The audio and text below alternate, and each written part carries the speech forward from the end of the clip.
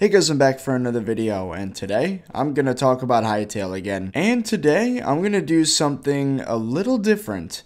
So, I have a lot of thoughts concerning the potential for hackers and cheaters to ruin the gameplay experience for everyone else. So I decided to meet up with one of my dedicated subscribers and fellow nerd, Warlord, and together we discuss a lot of networking stuff. We talk about how potential hackers could do what they do, what Hytale would need to do in order to prevent hackers from ruining the experience for everybody else. And we got a lot of discussion in there. It was about 50 minutes long, so what I decided to do was split it up into 3 videos, and here's the first one. So in this video, we talk about the possibility that, assuming Hytale is free to play, there will be a problem concerning people logging in with clients, modded clients, and then every time they get banned from a server, they create a new account right away and immediately join again using something like a VPN. So here we go. This is our talk on that and how Hytale could potentially fix it. All right, well, let's talk about that. Let's start off with free-to-play assumption that the accounts will need to have some sort of verification process to keep people from just constantly spinning up new accounts.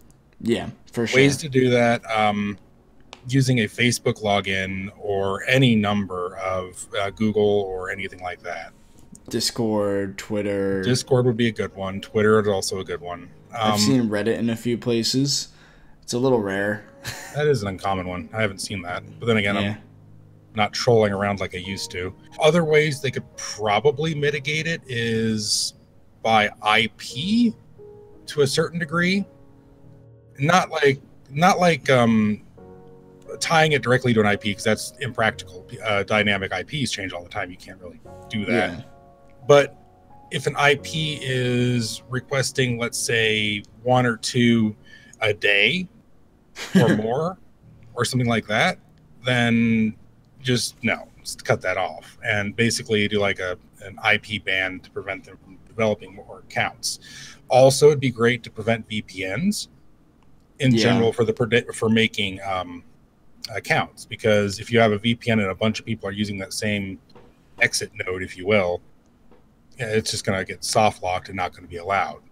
Yeah, I think the problem with a VPN, right, is that, of course, it makes sense to try to disable the use of a VPN for preventing hackers, but then you have to realize that a lot of people depend on VPNs because something might not be available in their country, which is really unfortunate. Absolutely. I didn't even think about that, but, you know, that's something that... China, particular, people hopping around the Great Firewall of China.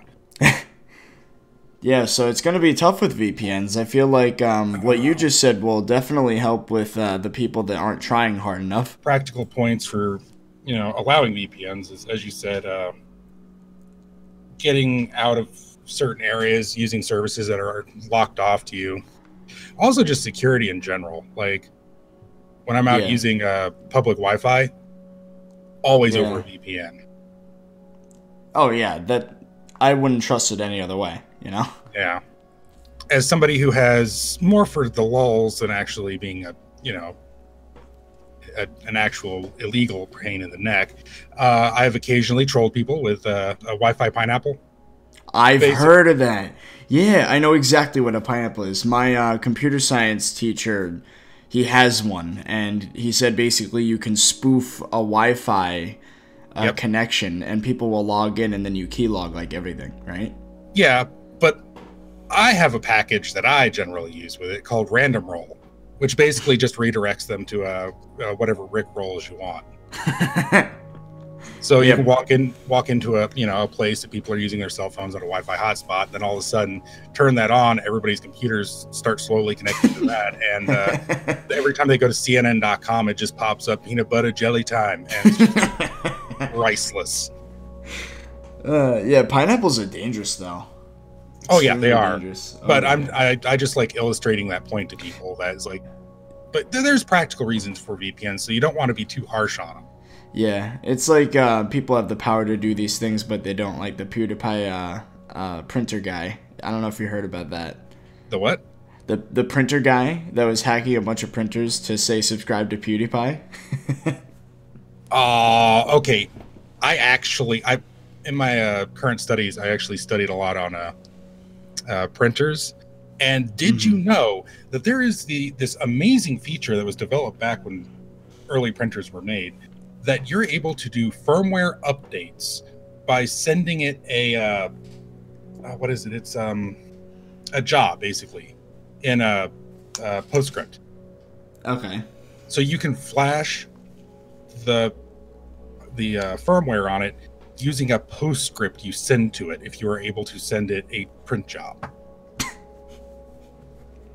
So you could inject any code you want.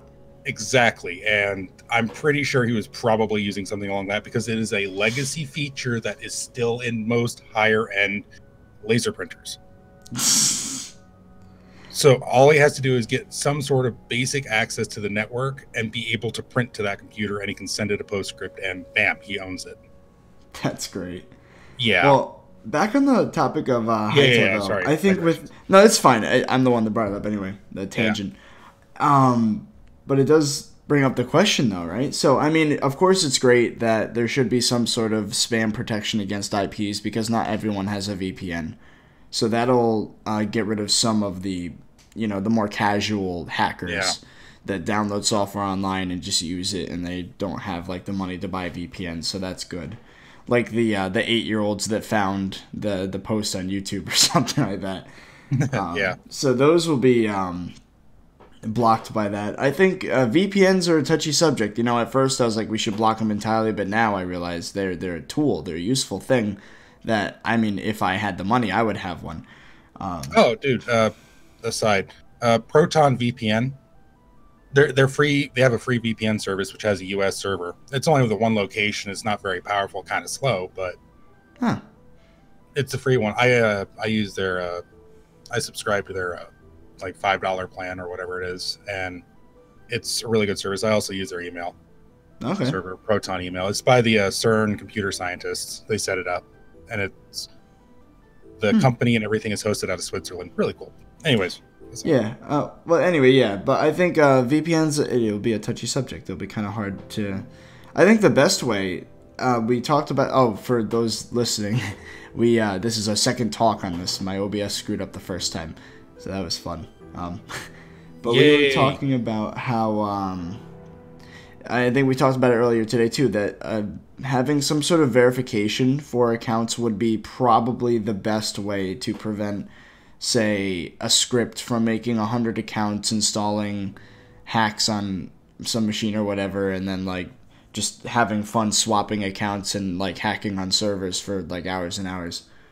I mean, I love Discord as a service. I think it'd be really smart in general if Hytale were to integrate Discord, just for voice chat purposes, but also maybe for verification purposes. And then say, like, maybe you could have a point system. I know that I use LetGo a lot. I don't know if you know what that app is. Moderately familiar with. Yeah, so it lets you, like, sell things. And you have, like, a point system. The more things you sign into, the more points you have. So maybe in Hytale, there are certain limits that could be set on certain servers. So maybe if you log into a particular server, they request that your account have a verification level of 3, which means maybe you have signed in with a Google account, with a Twitter account, and a Facebook account. And there could be a large selection of like 20 or 30 different social medias. Maybe Discord could be one of them. I think that'd be very smart. Not a big fan of that system idea in general, but it's a good workaround. I think a good way to prevent it. It would probably hurt me more than most, and being legitimate with it, as I really only have Discord, and I do have a Gmail, a couple of them, but okay. Well, I mean, a 3 would be a little, much. Yeah. So I mean, more paranoid than normal. I get you. But just ideas, nothing has to be done. No. Like, specifically. I did hear there's such a thing as an anti-VPN, apparently, from I heard from Fortnite that's a thing. I don't know if that's just rumors or if they just sue everybody that hacks so they don't try it. I don't really know what the truth is in all that. I'm not enough informed on that community or game in general to really be able to say anything, but I can see some ways of detecting VPNs. Like, I could think of a couple of ways you could do it. Monitoring ping, exit IP. You generally can tell if somebody's IP is in a range that's assigned to a data center. Mm-hmm. Yeah, probably a VPN. And I would imagine that would actually kind of hurt some players to use a VPN, because if you can imagine, it'd be like if you log in and the game thinks you're from like Indonesia or something and you log into a server from there, like when you're, say, put in a competitive environment, you're put in a server with Indonesian players, your ping is going to be like really, really bad. Yeah. Yeah, so that could be, like you said, checking the ping based on the IP, and it doesn't match up, and you'd be like, like, that could be part of that, maybe. I mean, now, yeah, I'm not entirely sure. I'd have to look into that, but more on to the accounts and stuff. Like, I think you could control that without being too obnoxious. So as you can see, the problem is a lot more complicated than simply banning VPNs and requiring users to log in with other social medias. It's a complicated problem, and personally I think, to sum it up quickly, the best thing that Hytale could do is allow certification through something like Google, Twitter, Facebook, maybe even Discord, and then that would authenticate an account for use in multiplayer servers. And again, this is assuming free-to-play. That's not confirmed yet, but this is the worst case scenario, because of course if the game cost money, there'd be a very large barrier to entry with multiple accounts. So anyway, that is it for this video, guys. I hope you guys enjoyed, and make sure to check out the next one.